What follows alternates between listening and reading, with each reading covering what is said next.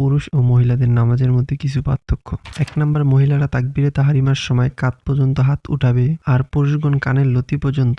২য় নাম্বার, মহিলাগণ আস্তিন থেকে অর্থাৎ ওড়না থেকে হাত বের করবে না, কিন্তু পুরুষগণ হাত বের করে তাকবীর বলে হাত বাঁধবে। ৩য় নাম্বার, মহিলাগণ ডান হাতকে বাম হাতের কবজির উপর রাখবে।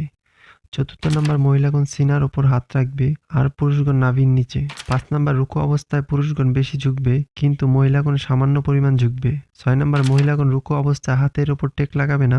৭ নাম্বার, মহিলাগণ আঙ্গুলসমূহ রুকুতে খুলে রাখবে না। ৮ নাম্বার, রুকুতে মহিলাগণ শুধুমাত্র হাত রেখে দিবে কিন্তু পুরুষগণ মজবুত করে ধরবে। ৯ নাম্বার, রুকুতে মহিলাগণ হাঁটু ঝুঁকিয়ে রাখবে কিন্তু পুরুষগণ সোজা রাখবে। ১০ নাম্বার, মহিলাগণ রুকুতে সমস্ত অঙ্গ প্রত্যঙ্গ মিলিয়ে রাখবে। ১১ নাম্বার, সেজদা অবস্থায় মহিলাগণ বগলকে শরীরের সাথে মিলিয়ে রাখবে।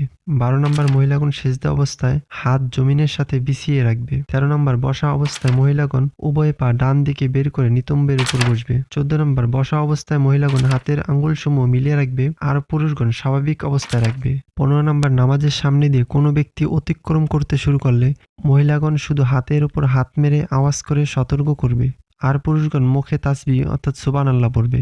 ১৬ নাম্বার, মহিলাগণ পুরুষের ইমামতি করতে পারবে না। পক্ষান্তরে পুরুষগণ মহিলাদের ইমাম হতে পারবে, কিন্তু বর্তমানে মহিলাদের জামাতে উপস্থিত হওয়া নিষেধ। ১৭ নাম্বার, পুরুষের জন্য জামাতে নামাজ পড়া ওয়াজিব আর মহিলাদের জন্য মাকরুহে তাহরিমি তথা হারাম গুনাহে কবিরা। ১৮ নাম্বার, মহিলাদের ওপর জুমা এবং ঈদের নামাজ ওয়াজিব না। ১৯ নাম্বার, পুরুষের জন্য ফজরের নামাজ অন্ধকার কেটে গেলে পড়া মুস্তাহাব, কিন্তু মহিলাদের জন্য অন্ধকার থাকতে পড়া মুস্তাহাব। ২০ নাম্বার, মহিলাগণ যদি উচ্চ আওয়াজে কেরাত পড়ে তাহলে তাদের নামাজ নষ্ট হয়ে যাবে, যেহেতু তাদের আওয়াজ সতর